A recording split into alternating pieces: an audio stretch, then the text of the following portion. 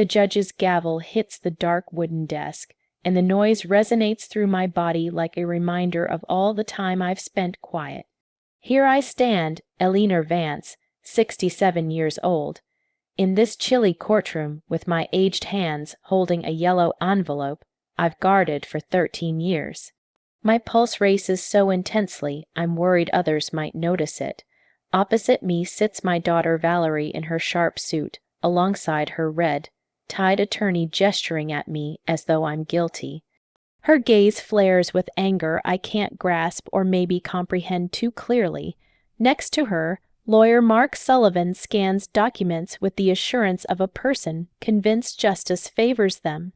Your Honor, Valerie states, her tone shaky yet steady, my mother has kept my kids for 13 years without permission. This amounts to parental abduction. I never allowed her to have them, her terms cut like keen blades. Abduction, that term stabs my heart and settles where I store all my parental sorrows. I glance back at my 3 grandchildren, Arthur, 20, Emily, 18, and Andrea, 16, positioned in the 3rd row. Their expressions are ashen, bewildered, as if viewing a film they can't follow. Judge Theodore Mason, a gentleman with silver hair and weary eyes, peers at me over his spectacles. Mrs. Vance, how do you respond to these claims? My fingers grip the envelope tightly. Within it lie the evidences of a reality I've preserved for years, shielding it like a valuable item or an unhealing injury. Your Honor, I declare, my speech emerging, I didn't abduct anybody. I merely nurtured the kids my daughter left at my entrance. That's untrue, Valerie exclaims, rising. I never deserted them. I faced mental health challenges. I required brief assistance. Her counsel soothes her with emotion. Your Honor, my client underwent hospitalization for intense postpartum depression. She needed immediate care. Mrs. Vance exploited that weakness to retain the kids and distance them from their natural parent. I sense the courtroom buzzing with murmurs. Some spectators nod as if they've already chosen the sufferer in this tale. But I hold the facts. I've experienced them daily for 13 years. Early risings, illnesses, assignments, and embraces when they wept, inquiring about their parent. Mrs. Vance, the judge remarks in a milder voice, I recognize that tending to your grandchildren was likely tough, but if the natural parent seeks custody, with due respect, Your Honor, I interject, my tone firmer than anticipated. There are details this court must learn prior to any ruling. I lift the yellow envelope and display it prominently. It's a basic action, but I notice Valerie's eyes expand with apparent dread. Here I possess records that will fully alter this discussion. The judge inclines a head. What sort of records? Evidence of what truly occurred 13 years past, evidence of why my daughter appears today, and it's not due to parental affection. My speech quivers a bit, not from anxiety, but from a feeling I can't identify. Valerie pales. Mom, please refrain. Refrain from what, child? Reveal the facts. Attorney Mark Sullivan coughs. Your Honor, Mrs. Vance aims to shift focus from the core matter. Past records don't modify that my client holds legal entitlements to her offspring. Quite the opposite, I state, staring straight into my daughter's gaze. These records clarify precisely why we gather here now. They clarify why after 13 years of total quiet, without dispatching 1 cent for her kids' costs, without even phoning on holidays, my daughter abruptly shows up with counsel. The quiet in the space is dense, like the atmosphere preceding a tempest. I detect my pulse thumping. The shuffle of documents the attorney fidgets with uneasily, the uneven respiration of my grandchildren behind. The judge regards me closely. Mrs. Vance, are you implying concealed reasons in this suit? I'm not implying, Your Honor. I'm affirming that there are. My gaze meets Valerie's, and I spot in them the same look she showed as a youth when caught in wrongdoing. And it's all recorded here, Mom, Valerie murmurs. Please consider your actions. I've had 13 years to reflect, I answer. 13 years of restless evenings when Arthur suffered fever. 13 years of parent conferences where I stood as the sole relative. 13 years awaiting a message from you that never arrived. Judge Mason lightly strikes his gavel. Mrs. Vance, will you submit these records as proof in this matter? I examine the envelope in my grasp. Inside are the notes Valerie sent me, the images I preserved, the bills I retained, and another item. Something even my grandchildren remain unaware of, something that will transform all. Yes, Your Honor. I am prepared. The judge affirms and halts to check his schedule.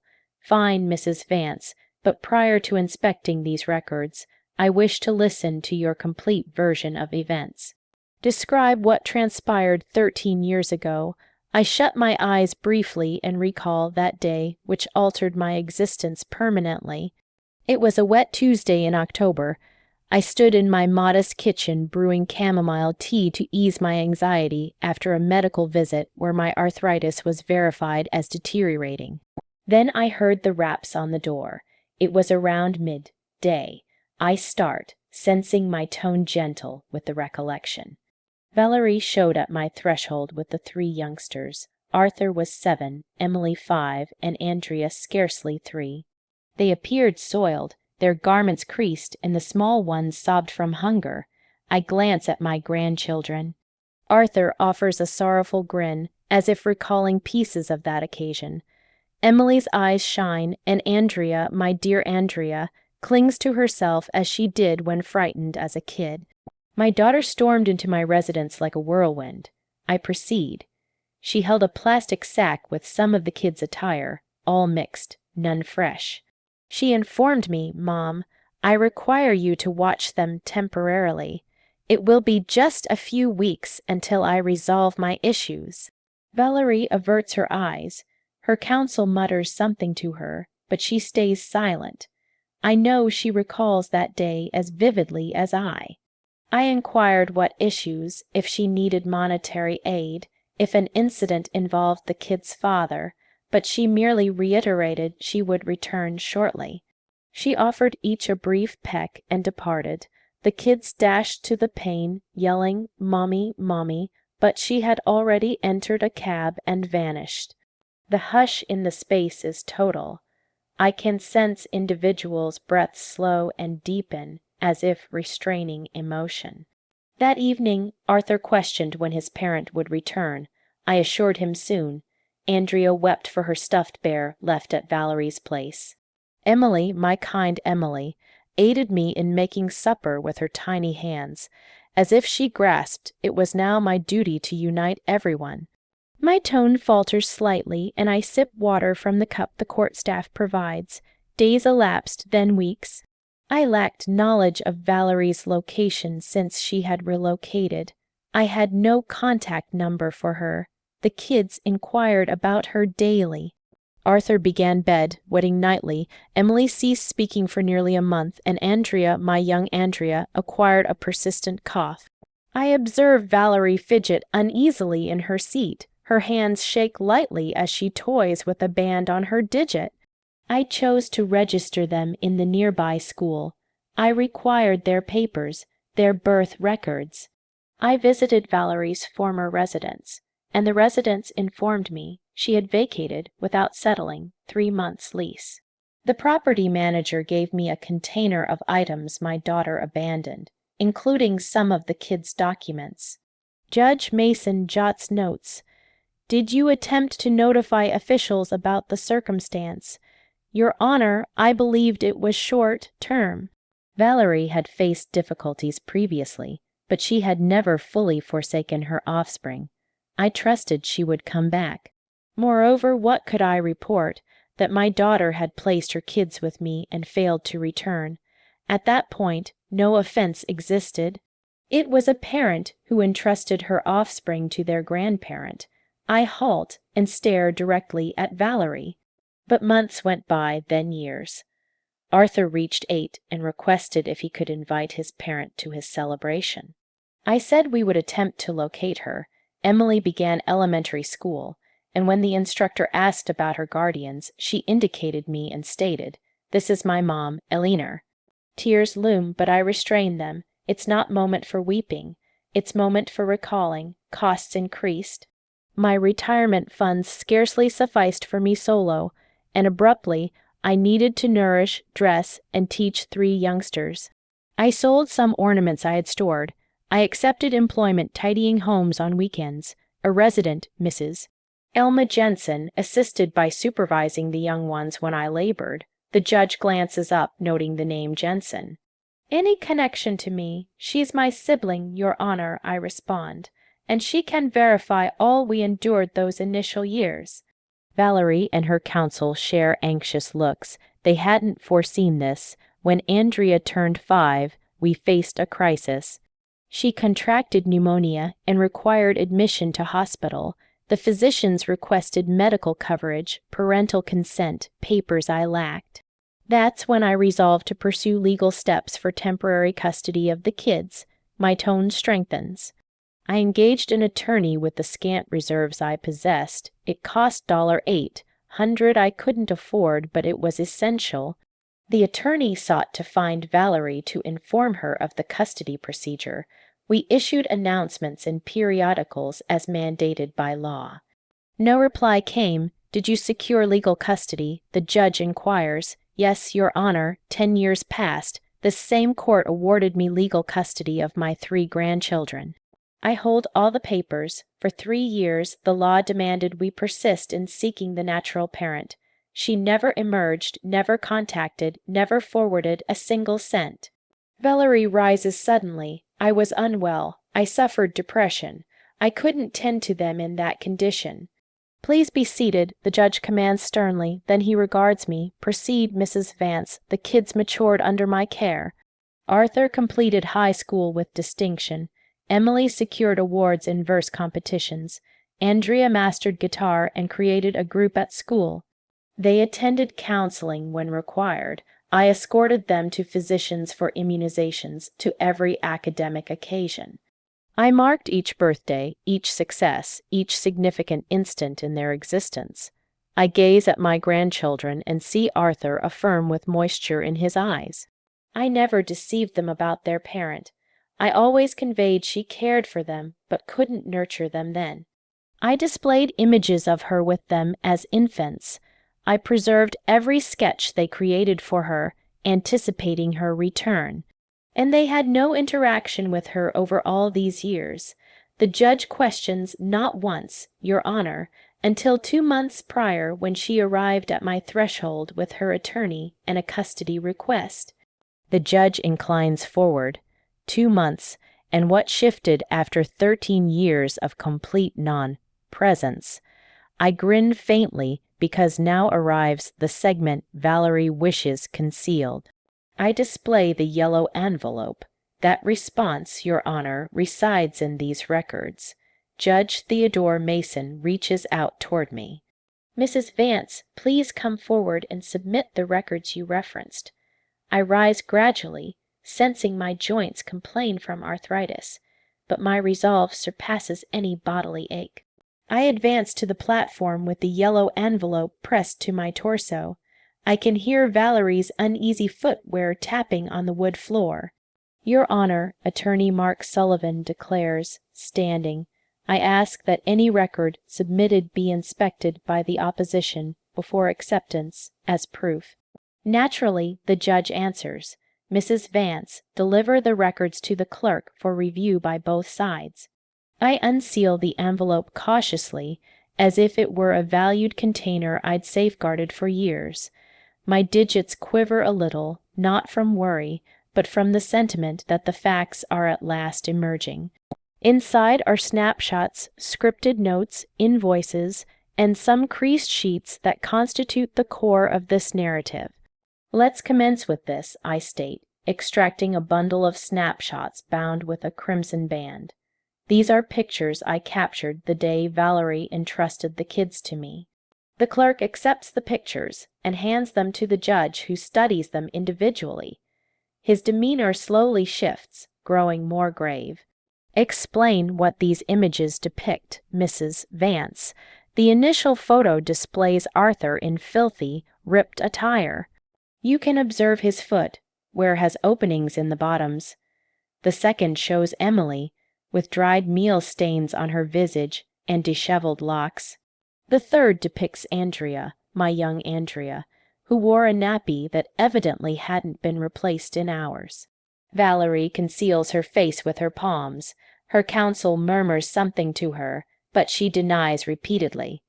Your Honor, I proceed. I captured these pictures because I aimed to record the state in which the kids reached my abode, not to employ them against her, but because a nearby nurse suggested it was vital to maintain a log of all. The judge transfers the pictures to Valerie's counsel, who swiftly examines them and presents them to his client.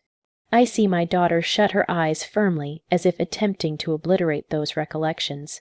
Now, I state, withdrawing a second set of records. These are the messages Valerie composed to me during the first 6 months after departing the kids. The judge accepts the messages and promptly notices the manual writing.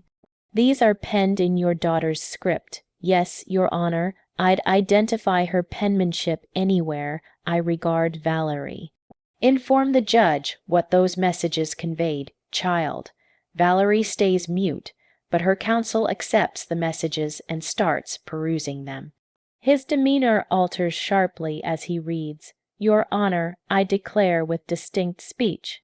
In the first message dated 3 weeks post departure, Valerie noted she had encountered a man named Javier Dawson and was relocating with him to another town. She requested I tend to the kids a bit longer since her new companion disliked instant family duties. The hush in the space is so deep that a needle drop would echo. All gazes fix on Valerie, who has started weeping quietly. In the second message, I proceed. She notified me she was expecting Javier's baby, and couldn't retrieve the kids because he warned he'd depart if she introduced past obligations into their fresh existence. Expecting, the judge queries with astonishment. Yes, Your Honor. My daughter bore another offspring with Javier Dawson, a lad now 12 who resides with them, a child she managed to nurture because it suited her new bond. Arthur, Emily, and Andrea share stunned glances from their positions. This detail is novel to them. I never disclosed they had a younger sibling because I avoided inflicting further pain. In the third message, my tone hardens. Valerie requested I endorse some forms formally surrendering any assertion to her so she could commence a new existence sans legal issues. She proposed $500 for the outlays I'd borne with her offspring thus far. Attorney Mark Sullivan appears ashen. This data was obviously not in the account his client provided, and you endorsed those forms, the judge inquires. No, Your Honor, I responded stating I rejected her funds, but if she truly desired to vanish from our lives, she should do so entirely. I advised her not to reach us again until she was genuinely prepared to parent. I extract another record from the envelope. This is her reply to my message, the final exchange we had in 13 years. The judge peruses the record, and his demeanor stiffens markedly. Mrs. Vance, can you recite aloud what this message states? I accept the sheet with shaky hands, but my speech emerges strong and distinct. Mom, it's okay. I won't disturb you further. Care well for the kids because I possess my own household now. If anyone inquires, inform them their parent had to travel distant for employment. I don't wish them more pain. Regards, Valerie. Tears flow down my grandchildren's faces. Arthur stands as if to near me, but Emily halts him, grasping his limb. Your Honor, I declare, storing the message, for 13 years I honored that choice. I never sought my daughter. I never attempted contact. I nurtured her offspring with affection, with the limited means I had, hoping someday she would grow and return for proper motives. And why do you think she has returned now? The judge queries. I grin sorrowfully as I withdraw the final record from the envelope. Because 3 months prior, Your Honor, my sibling Arthur Vance, Valerie's uncle, who resided in Texas and had no offspring, died.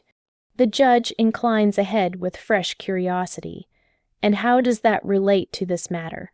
My sibling, Your Honor, bequeathed a substantial legacy to each of his grandchildren. $50 zeros. Zero total for Arthur, Emily, and Andrea individually. Valerie weeps more audibly, and her counsel appears ready to drop the case. But the legacy, I proceed with steady speech, can only be accessed by the kids if under the supervision of a direct kin, meaning their parent or grandparent, and I, as their present legal custodian, had already started processes for them to obtain that funds upon maturity. The judge regards me closely. Are you implying, Mrs. Valerie Vance returned only to secure her kid's legacy? I extract the ultimate sheet from the envelope. It's a duplicate of a legal paper that was hard to acquire. Your Honor, this is a confidential summary I ordered on my daughter's recent actions. It indicates that precisely 2 and 1/2 months prior, she engaged attorney Mark Sullivan's services and commenced probing my sibling's legacy. Valerie's counsel rises swiftly. Objection. That probe is confidential and unlawful. It's fully lawful, I answer calmly.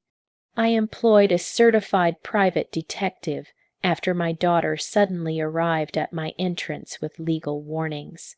I had full entitlement to safeguard my grandchildren. The judge strikes his gavel, order in the court.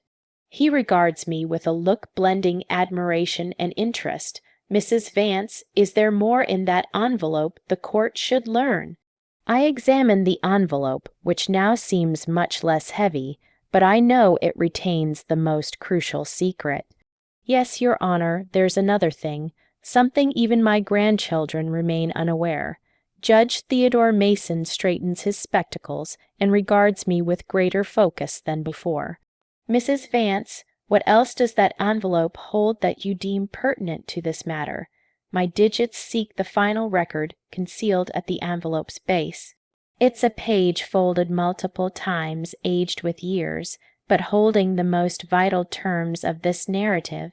Yet before disclosing it, I know there's an action I must take. Your Honor, before displaying this last record, I desire the court to listen directly from my grandchildren.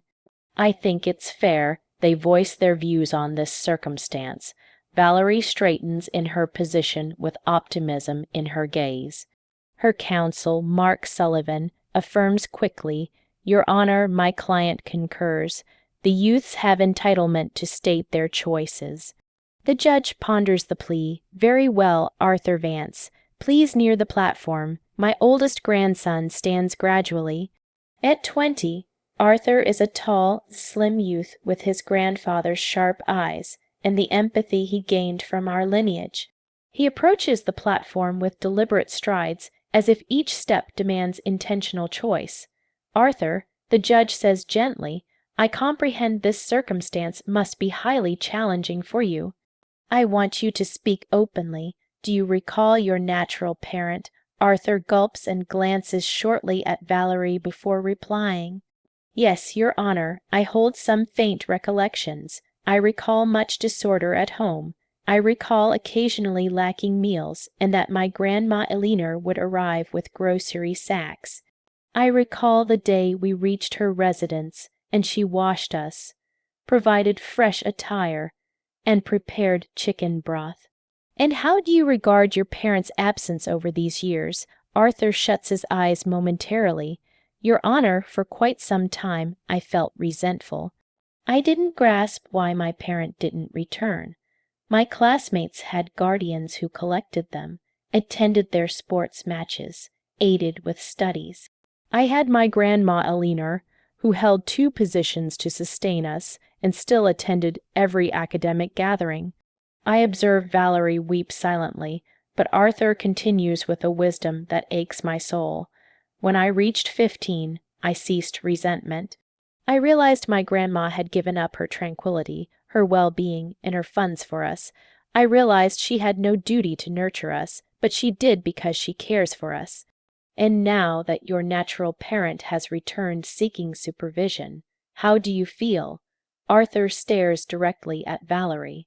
Mom, if I may address you so, I'm pleased to learn you're faring well. I'm pleased you overcame your difficulties, but I can't act as if these 13 years didn't occur. I can't act as if it doesn't pain to learn you built another household, while we matured questioning our faults. The hush in the space is complete. Valerie weeps louder. Where would you prefer to reside, Arthur? The judge inquires. Your Honor, I'm of adult age. I can legally choose myself, but if my response aids in shielding my younger siblings, then the choice is evident. I wish to remain with my grandma, Elinor. She's the one who nurtured us, who cares for us without conditions, who never left us. Arthur resumes his seat and the judge summons Emily, my 18-year-old granddaughter advances to the platform with the poise that always marks her, but I detect strain in her posture. Emily, you are also adult. What is your view on this circumstance? Emily inhales deeply before speaking. Your Honor, I possess clearer recollections than Arthur, since I was slightly older when we came to reside with my grandma. I recall my natural parent wept often. I recall she sometimes remained abed all day, and we had to manage ourselves. Valerie calls out from her position. I was ill. I had postpartum depression. The judge quiets her with a strict glance. Please permit the young woman to conclude. Emily proceeds. I comprehend you were ill, Mom, but I also recall the day we arrived at Grandma Elinor's home. For the first time in ages, someone inquired if we had dined. Someone narrated tales before sleep. Someone assured us all would improve. Tears trace my cheeks as I hear my granddaughter's terms. Grandma Elinor escorted us to the therapist when we had bad dreams. She signed us up for after-school programs so we wouldn't feel unlike other youths. When I was 14 and identified with youth diabetes, she studied nutrition, glucose testing, all needed to tend me. The judge records as Emily speaks, and concerning residing with your natural parent or your grandparent. Your Honor, my natural parent is unfamiliar to me. I know she shares my lineage, but my grandma Elinor shared my youth, my teen years, my worries, and my aspirations. The choice is simple. Lastly, the judge summons Andrea, my youngest granddaughter, 16, nears the platform with the resolve that always defines her. She resembles me most physically, but possesses a defiant nature that echoes Valerie in youth. Andrea, you are underage, but your view matters greatly to the court. What do you recall of your existence before residing with your grandparent? Andrea regards Valerie with a look I can't interpret. Your Honor, I was very young, but I recall things. I recall hunger. I recall crying without response. I recall the odor of our former home, an odor of sorrow and neglect. Valerie curls inward as if her youngest daughter's terms were strikes. But I also recall, Andrea proceeds, the initial day at Grandma Elinor's home. I recall she provided a warm wash and dressed me in fresh sleepwear that scented of softener. I recall she prepared warm milk with honey before rest and hummed a song. Would you like to know your natural parent better? The judge inquires. Andrea ponders briefly. Your Honor, I won't deceive. I'm interested in meeting the woman who birthed me, but I'm also afraid. Afraid she'll depart again. Afraid her vows are like those from 13 years past. And where do you feel most secure? With my grandma Elinor, Your Honor. She has never disappointed me, never misled me. When I asked why my parent left, she didn't fabricate nice tales. She conveyed the truth that sometimes grown-ups make hard choices, and that she cared enough to remain. Andrea resumes her seat, and the judge addresses me once more. Mrs. Vance, your grandchildren have expressed clearly. Is there more the court should learn before deciding? I examine the yellow envelope in my hands and then my 3 grandchildren. They have shown courage in voicing their truth. Now it's my turn to show courage with mine. Yes, Your Honor. There's another matter. something that will fully shift this matter's view. I withdraw the last record from the envelope. It's a page I've creased and uncreased so often the folds are lasting. This is a paper I discovered 2 years prior among items Valerie left in her dwelling. A paper she composed and endorsed herself. Valerie whitens like a spectre. Her counsel leans to her, but my daughter denies repeatedly. What type of paper, Mrs. Vance? A voluntary surrender of parental entitlements, Your Honor, scripted in my daughter's hand, signed and timed 3 days after she entrusted the kids to me. Judge Theodore Mason rises suddenly, his demeanor changing from expert interest to total astonishment. A voluntary surrender of parental entitlements. Mrs. Vance, are you certain of your statement? Absolutely certain, Your Honor. I extend the paper to the court staff. The sheet was among items Valerie left in her dwelling. The property manager provided it to me with pictures and other personal papers my daughter abandoned. Valerie falters in her position as if about to collapse. Her counsel, Mark Sullivan, accepts the paper with shaky hands, and his visage drains of color as he peruses. This can't be authentic, he mutters. Recite it aloud, please, the judge directs. The counsel coughs and starts reading in a strained tone. I, Valerie Vance, 26 years old, hereby willingly give up all my entitlements as parent of Arthur Vance, 7 years old, Emily Vance, 5 years old, and Andrea Vance, 3 years old. I admit I lack the emotional, financial, or mental ability to nurture them properly. The hush in the space is so profound you can hear the rapid breaths of all present. My grandchildren regard each other with looks of bewilderment and hurt. Proceed, the judge states gravely. I fully permit my mother, Eleanor Vance, to handle all legal, health, and learning choices for my offspring. I forfeit any entitlement to see them, reach them, or assert them later. This choice is final and unchangeable. Signed, Valerie Vance, dated October 15, 2011. Valerie erupts in frantic sobs. I was unstable. I didn't comprehend what I composed. I was psychologically unwell. The judge strikes his gavel multiple times. Order, Mrs. Vance, do you have testifiers that this paper was composed willingly by your daughter? Yes, Your Honor. The property manager of the structure where Valerie resided, Mrs. Paula Sterling, can affirm that my daughter requested paper and pen to draft a key letter 3 days after departing the kids. She can also verify Valerie was aware and logical during those days. Attorney Mark Sullivan mutters urgently to his client, but Valerie persists in sobbing wildly.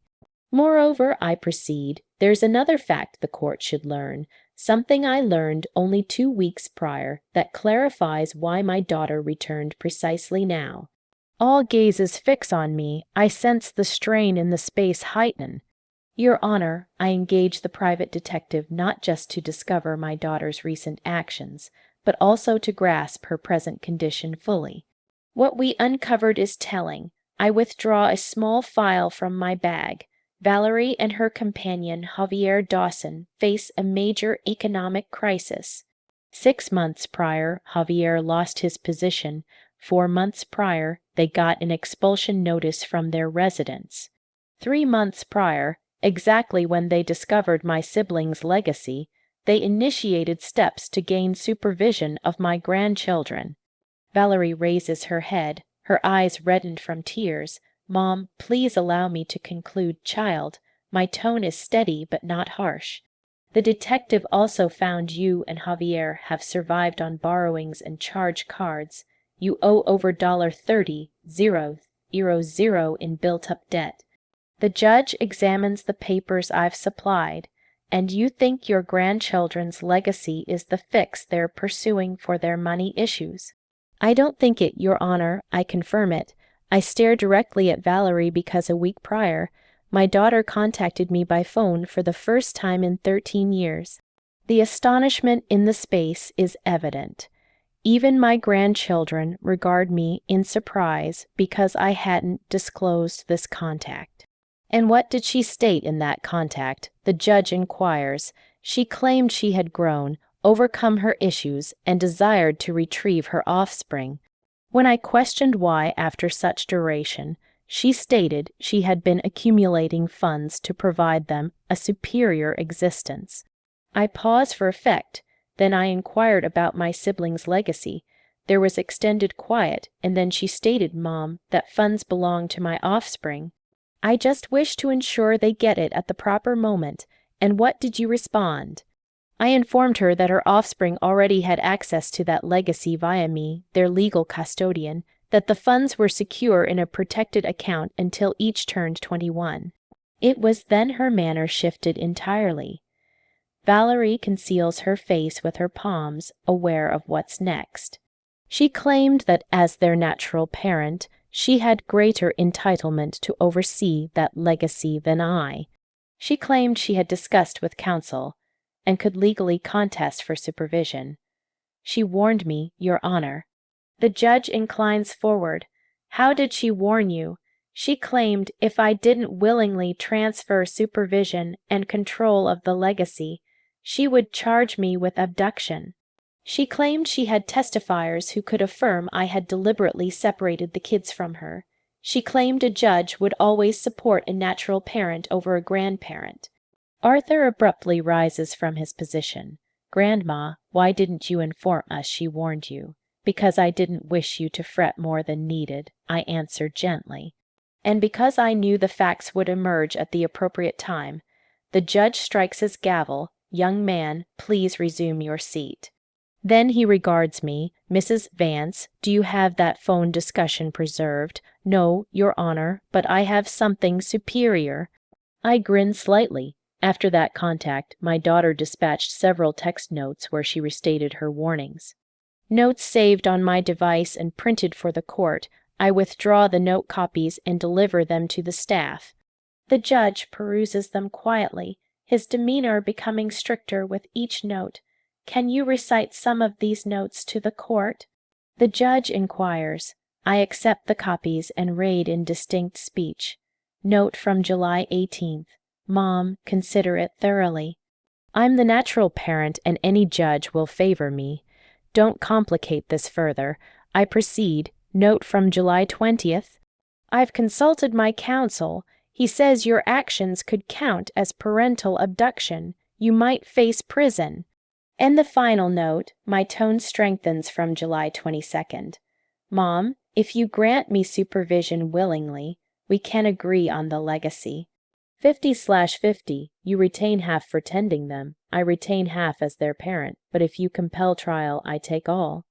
The judge sets the papers on his desk and stares directly at Valerie. Mrs. Vance, do you affirm sending these notes? Valerie weeps, unable to speak. Her counsel appears fully beaten. Your Honor, I state softly, I wish to clarify I'm not pursuing vengeance against my daughter. I comprehend she endured hard periods in youth. I comprehend early parenting and psychological issues can prompt extreme choices. I regard Valerie with sorrow but also resolve. But what I cannot tolerate is that after 13 years of complete non-presence, after formally surrendering her entitlements as parent, after building a new household and fully overlooking these kids, she now returns solely because funds are at stake. What do you seek from the court? The judge inquires. That my lasting legal supervision over my underage grandchildren be affirmed, that my daughter's supervision request be fully denied, and that a protective directive be issued preventing Valerie from nearing the kids unless they, upon adulthood, choose freely to interact with her. Valerie exclaims from her position, You can't remove my kids from me permanently.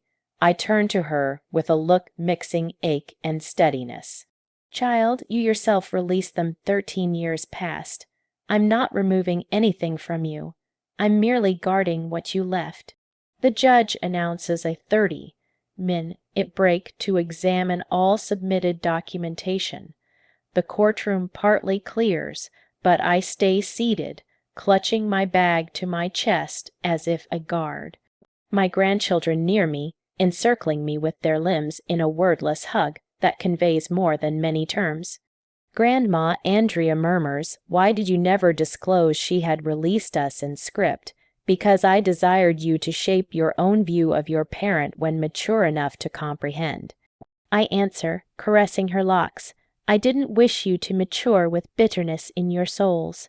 Arthur grips my hand. "But you misled us all these years when you said perhaps she would return. I didn't mislead, my dear. There was always potential she would grow and return for correct reasons. I clung to that expectation long." I glance where Valerie sits with her counsel, conversing in frantic murmurs. But when she contacted me a week past, I knew right away she hadn't returned for you. She returned for the funds. Emily sits beside me. "What's next, Grandma? I don't know, my dear, but I know we've voiced the facts, and that's all possible." During the break, I observe Valerie gradually near us. Her counsel attempts to halt her, but she disregards. She advances with uncertain steps, as if each is a peak to ascend. "Mom," she says with fractured tone. "Can we converse alone?" She starts, and her speech quivers like in childhood when erring. "I know I committed awful errors, but I've transformed." "I've truly transformed. Have you transformed, Valerie, or do you merely require funds? My query is straightforward, but not mean."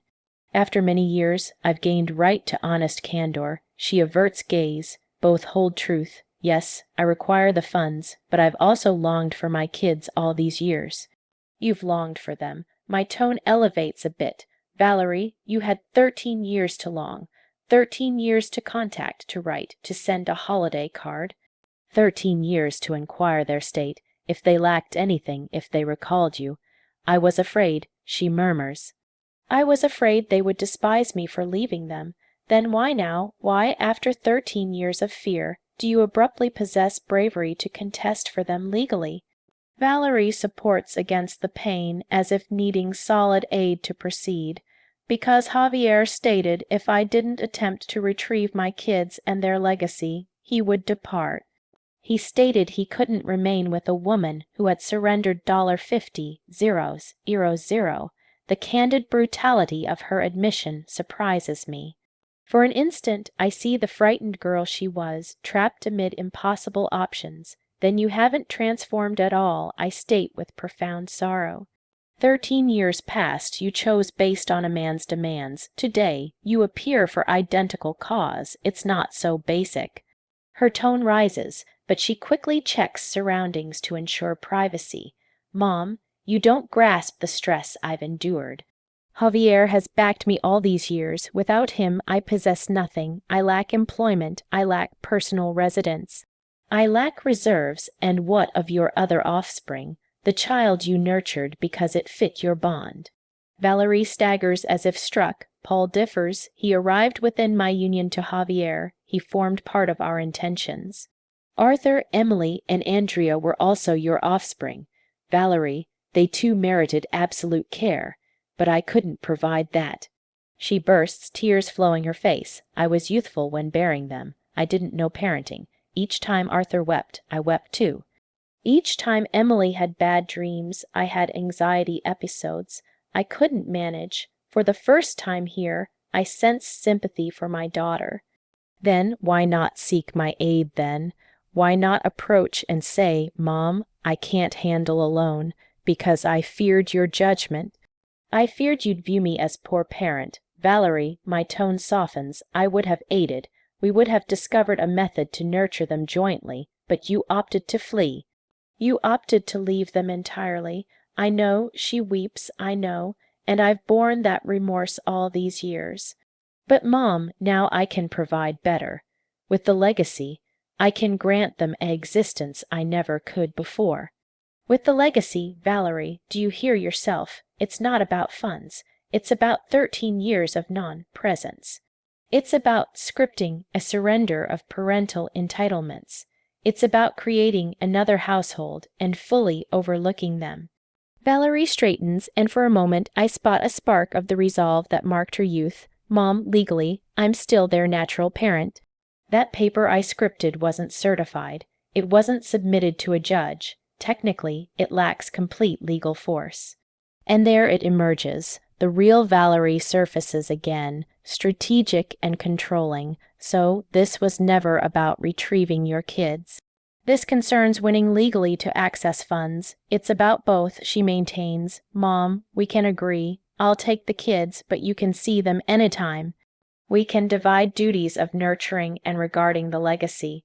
We can split it equitably. You've expended on them all these years. It's just you get repayment. Repayment, the term exits my mouth like toxin. Valerie, do you believe I nurtured your kids anticipating monetary gain? Do you believe I escorted them to physicians during fevers expecting payment? Do you believe I stayed awake during their bad dreams expecting return? Cease, just cease. Valerie covers her ears like a youth avoiding truth.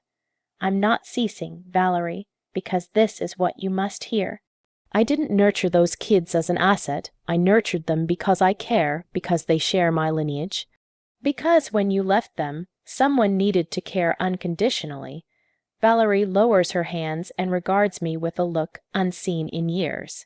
It's the same expression from her teen years when realizing a grave error. Mom, she says quietly, what must I do for your forgiveness? The query surprises me. For years, I envisioned this instant. I pondered what I'd say if she sought pardon. But now present, terms don't flow easily. Valerie, pardon isn't bargained. It's not obtained for correct actions. Pardon is granted to release oneself from bitterness. So do you pardon me, I regard my daughter, this 39-year-old woman still seeking maternal approval, and I sense an intricate blend of care, letdown, grief, and optimism. I pardon you for being a frightened youth unknowing of parenting. I pardon you for desperate choices when overburdened. I pardon you for fleeing when duty grew heavy. Valerie grins with optimism, but I proceed, but I cannot pardon you for returning only when funds involved. I cannot pardon you for warning me with prison to obtain desires, and I cannot permit you to injure those kids again. The grin fades from her face, so nothing I can do. Yes, there is something, I answer steadily. You can return to your existence, address personal issues, and when truly grown and altered, when you offer true care without expectations, then perhaps your kids will choose if they wish to meet you and the legacy. The legacy is theirs, Valerie, and I'll ensure they get it when prepared to handle responsibly. A court staff appears in the passage. The break ends. The judge is set to resume. As we return to the courtroom, Valerie grasps my arm softly. Mom, one final query. If I drop the suit now, would you permit occasional supervised meetings with the kids? I halt and stare into her eyes. That choice isn't mine, Valerie, it's theirs. If they desire to meet you, I'll honor it, but I won't urge them. We enter the courtroom where the judge awaits, and I know the coming minutes will shape my family's future. Judge Theodore Mason assumes his bench and the courtroom refills with noticeable tension. Valerie and her counsel, Mark Sullivan, return to their spot, but I sense a shift in her stance. She appears more hunched, diminished, as if the hallway talk drained her combat spirit. Ladies and gentlemen, the judge starts solemnly. I have reviewed all submitted documentation, and I must note this matter shows deeply troubling aspects beyond mere supervision conflict. He stares directly at Valerie, Mrs. Vance, after studying the surrender of parental entitlements scripted by you, the text notes where you warn your mother, and the recorded history of leaving for 13 years. I have grave queries for you. Valerie rises shakily, supporting on the table for stability. Do you affirm willingly scripting the surrender of parental entitlements dated October 15th, 2011? Your Honor, Attorney Mark Sullivan interrupts. My client endured a severe psychological crisis then. She can't be accountable for choices made under those conditions. Attorney Sullivan, The judge replies strictly, I have examined the health reports you submitted as proof of your client's depression. The papers indicate she was released from mental treatment 2 months before scripting that surrender. Per health records, her physician certified she was psychologically stable and no threat to self or others. Valerie staggers and her counsel aids her seating. Additionally, the judge proceeds, I have verified public files and discovered Mrs. Valerie Vance wed Mr. Javier Dawson legally on December 20th, 2011, merely 2 months after scripting the surrender of parental entitlements. Can you clarify how someone psychologically unable to decide about offspring could concurrently decide legally to wed? The hush in the courtroom is total. I hear my own pulse as I await my daughter's reply. Your Honor, Valerie states brokenly, I just desired a fresh start. I thought it better for all or better for you. The judge's query is direct and pointed. Valerie weeps and cannot reply. The judge proceeds, Mrs. Vance, I have also studied the education records of your son, Paul, born 2012. The papers show you have been an involved and active parent in his learning. You attended guardian meetings, school activities, and kept a steady home for him 11 years. This shows you possessed parenting ability, but chose to use it only with the offspring convenient for you. Each term from the judge lands like a blow to Valerie's expectations. I watch her slump in her chair, utterly overcome. But most alarming, the judge states, lifting the printed text notes, are these clear warnings you issued your mother. Warning with false abduction charges is not just ethically wrong, but forms extortion a major crime. Attorney Mark Sullivan rises frantically. Your Honor, I seek a break to discuss with my client about dropping the suit. Attorney Sullivan, the judge answers steadily, given the proof, especially extortion warnings. I hold legal duty to forward this matter to the prosecutor's office to assess if criminal accusations should file against your client. Valerie cries out from her position. No, please. I just desired my kids back. Mrs. Vance, the judge states severely, you did not desire your kids back. You desired the legacy funds. The proof is clearly overwhelming. He turns to me. Mrs. Eleanor Vance, do you wish to press extortion charges against your daughter? The query surprises me. For weeks I imagined this instant, but never thought I'd decide if to jail my own daughter. I regard Valerie, who observes me pleadingly. Then I regard my grandchildren, awaiting my reply tensely. Finally, I search my soul and find a response that astonishes me. Your Honor, I do not wish to press criminal charges against my daughter. Valerie exhales in relief, but I proceed. However, I do seek a protective order barring her from contacting my grandchildren or me for at least 5 years, unless via legal agent and with this court's prior consent. The judge affirms that appears reasonable. Anything more, Mrs. Vance? Yes, Your Honor. I seek it recorded publicly that Mrs. Valerie Vance willingly surrendered all parental entitlements over Arthur, Emily, and Andrea Vance on October 15, 2011, and any future custody or entitlement claims be deemed baseless and lacking legal value. Approved, the judge states, noting in his papers. Valerie rises unsteady. Mom, please don't. Don't remove my kids forever. I turn to her, and for the first time in this hearing, my tone emerges gentle yet firm. Valerie, I'm not removing anything. You released them 13 years past. You scripted that surrender. You chose another household and overlooked them. I'm just safeguarding what you left. But they're my offspring. She weeps. No, I answer steadily. They are the offspring you bore, but I nurtured them. I cared unconditionally. I gave up tranquility, health, and funds to provide steady home. Arthur stands from the audience. Your Honor, may I speak? The judge affirms, please near. My grandson advances to the platform with adult dignity, though I see child pain in his eyes. Your Honor, I want recorded that my sisters and I do not view Valerie Vance as parent. She birthed us, but our parent is Alina Vance, who nurtured, taught, cared, and never left. He turns to Valerie. And I want you aware, Valerie, that if you truly alter later, if you offer true care without expectations, if you prove genuine growth, perhaps we'll consider knowing you as individual. But you'll never be parent. That role belongs to Grandma Elinor. Valerie weeps wildly, but Arthur continues. And regarding Uncle Arthur's legacy, I want you aware that when we reach 21 and control those funds, part goes to Grandma Elinor for her sacrifices. Emily and Andrea stand and join their brother before the platform. I also wish to speak, Emily states clearly. Valerie, I don't despise you, but I don't know you. To me, you're a stranger sharing DNA.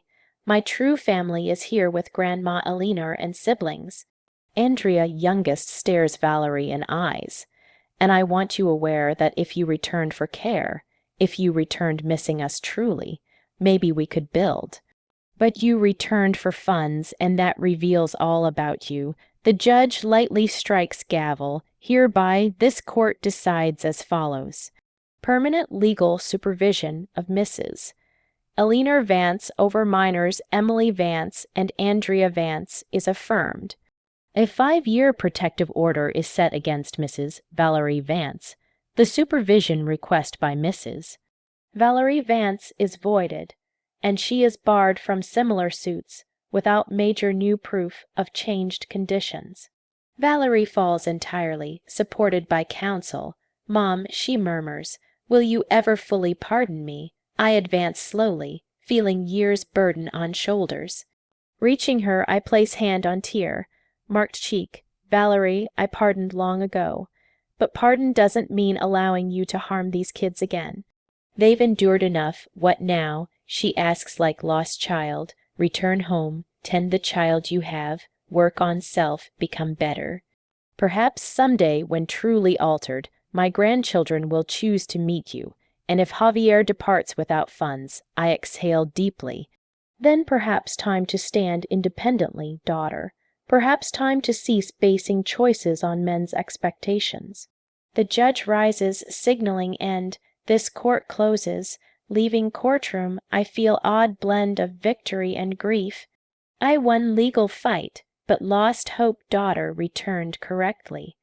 But when grandchildren embrace me in hall, I know right choice is made. Sometimes care means guarding loved ones, even if pains others loved. 3 months post trial, I sit in small kitchen watching Andrea rehearse guitar for school performance. Evening glow enters window, illuminating her focused face, so like mine at her age. Arthur attends college studying engineering on full aid we obtained after effort. Emily works part-time at bookstore while completing high school. Life regained pace but calmer. No more tension wondering if someone takes kids. No more restless nights on legal worries. Protective order gave needed peace. Doorbell sounds and I open. It's Mrs. Elma, neighbor and judge's sister, with fresh tamales tray. Elinor, see what I brought, she says, smiling maternally. I know you've labored hard and thought these help. Thanks, Elma. Enter. Let's have coffee. Preparing coffee, Elmer regards me knowingly. She has words but unsure start. Say it, Elma, known you 40 years. It's Valerie, she says at last. Brother Theodore said she's inquiring how to contest decision. Stomach knots but I inhale. What told her? No legal basis to contest. Surrender she scripted valid, especially with later conduct. But Elinor more. Javier left last week. Took son Paul, said couldn't stay with woman losing $150, zero foolishly. News strikes like blow. Despite Valerie's actions, she's daughter, hurts knowing suffering, where she residing. Small unit near center, works tidying offices nights. Theodore says she appears awful, very slim, very down. Andrea halts guitar and nears, talking biological mom. Yes, dear, I answer truly, seems hard time. You pity her, grandma. Question surprises maturity. Yes, pity, despite events, she's daughter. Dislike knowing suffering. but doesn't mean we erred defending right. I grinned, stroke hair. No, dear, life sometimes hard choices can feel sympathy and protect from same person. Elma interrupts softly. Eleanor, more you should know. Valerie inquiring kids. Not violated order, but asked residents how they fare, school well, need anything. Think planning, I ask worried. Don't know, but Theodore wanted alert. That night, after Andrea sleeps, I stay awake pondering Valerie. Imagine her lone in small unit without companion, sun, steady work. Imagine regret, isolation, despair. Next day, I decide surprising even me. Go market, buy weak food. Rice, beans, chicken, veggies, bread, milk. Pack bags, drive address Elma gave. Building old, worn. Climb stairs 3rd floor, knock 3B. Hear slow steps, Valerie's voice door. Who, me, Valerie, mom. Long quiet, then locks open. Door opens, see daughter, Elmer right. Lost much weight. Deep shadows eyes, clothes clean but worn. Mom whispers unbelieving. What here brought things, say lifting bags. May enter. She moves, I enter. Unit small but tidy. Old couch, kitchen table, 2 chairs, small TV. Table stacked unpaid bills. Why? Asks as I place bags kitchen. Because your daughter, answer simply. Despite happened, can't see you starve. Valerie falls couch weeps. Mom lost all. Javier took Paul. Said loser, had chance easy money, ruined sentimental. Sit beside. What told him nothing, knew right. Loser, lost first kids, lost legacy, lost Paul, lost home.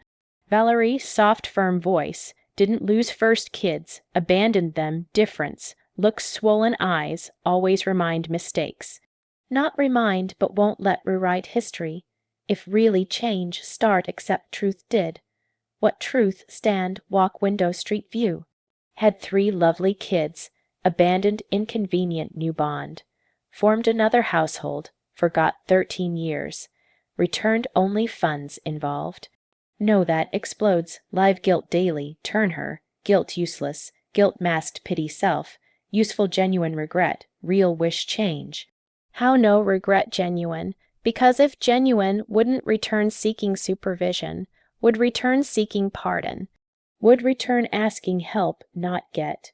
Valerie silent long, finally asks, way ever meet kids again, maybe answer. Their terms when ready, if ever. Meantime, work self, get therapy, find steady job, learn live alone, no man depend. Become woman wanted their parent be. Toward door, food lasts week. After, manage own, visit again, ask small voice. Don't know Valerie, depends you, choices make now.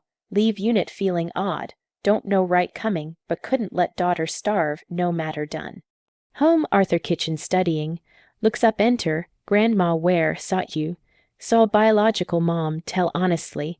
Expression shifts. Why, hungry, still daughter. Arthur closes books, looks serious. Grandma, hope not mean let back lives. No, dear, means capable sympathy without risk safety. Nod slow. Think ever really change. Don't know, answer truly. But if, because decided change, not pressured rescued, that night, bed prepare, think lessons experience taught. Sometimes true care sets limits, sometimes protect loved means know also loved, sometimes justice not revenge. Justice allow natural results actions manifest, while choose love over bitterness. 1 year post. Trial, sit garden watch tomatoes planted spring grow. Arthur graduated honors college, got engineering job. Emily accepted college partial aid. Andrea, now 17, leads school group. Uncle Arthur's legacy untouched trust, weight 21. But key grandchildren bloomed without constant abandoned fear. Mrs. Elma arrives news. Eleanor, tell Valerie. What now? Ask, prepare mentally. Enrolled therapy. Attending regular 6 months. Theodore said pays sessions self-cleaning job. News surprises truly. More. Got day job receptionist clinic. No night tidy. Looks better, stable. Asked kids. No. Fact, told, visited, replied mom done enough. Now her turn prove change no help. Feel oddly proud daughter first time years. Afternoon, Andrea homeschool thoughtful. Grandma ask something. Always dear, think ever want no biological mom. Question no surprise. New moment come. Don't know, Andrea. Decision only you make ready. Upset if someday decide meet. No, dear. Proud you own choice as adult responsible. If decide never, proud too. Decision yours fully. That night, dinner prepare, reflect lived. Years held bitterness Valerie. Bitterness leaving responsibility not mine. Bitterness forgetting kids. Bitterness returning only money. But now time realize bitterness chain tied us. Let go, freed self. Last week, Emily 19. Celebration, told heart fill. Grandma, thanks saving, but more. Thanks teach true care not abandon. Arthur 21, full legacy access. First set $10,000 me for spentest years told, accepted money not need but important him give. Sometimes wonder if Valerie returned right reasons. If came pardon not demand supervision. If showed true regret not legal warnings. Maybe coexisted. Maybe built extended family. Maybe grandchildren chance meet biological parent healthy. But life not maybes. About choices make info moment. I chose protect 3 left kids, chose care unconditionally when own parent couldn't, chose sacrifice tranquility, resources give stability. When defend, chose fight all strength, regret none. Today, watch Andrea rehearse guitar, Emily study exams, Arthur plan career, no right choices. Responsible, kind, diligent adults. Good people contribute world. Proof unconditional care, firm limits coexist. Sometimes people ask hate Valerie did. Answer no, don't hate but not excuse. Understand young bore kids. Understand parenting overwhelming. Understand all error, but some errors permanent results. Choosing abandoned kids not error. Decision defines person. Valerie chose new existence over kids. I chose kids over ease, both live results choices. Difference, sleep, peaceful knowing, always put kids good first. She live forever knowing left when needed most. If lesson all, justice not always punishment. Sometimes justice each get exactly actions deserve. I deserve grandchildren's unconditional care because gave 13 years. Valerie deserves absence because chose absent 13 years, not revenge, natural result, and perhaps truly changed, truly self-work, someday grandchildren decide chance. But their decision terms ready, meantime, continue always been, grandparent, guardian, safe place, unconditional care. Because true care works, not abandon, not bargain, not condition, simply exists, constant dawn, strong old tree roots. Silent endless prayer, an end day enough. Did you enjoy my tale, and which town are you hearing from? Let's connect in comments. If enjoyed tale, support super thanks keep more tales. Thanks much kind support. Eager your tale comments. Screen shows 2 new tales recommend. Much more channel. Don't forget subscribe. See next tale with care respect.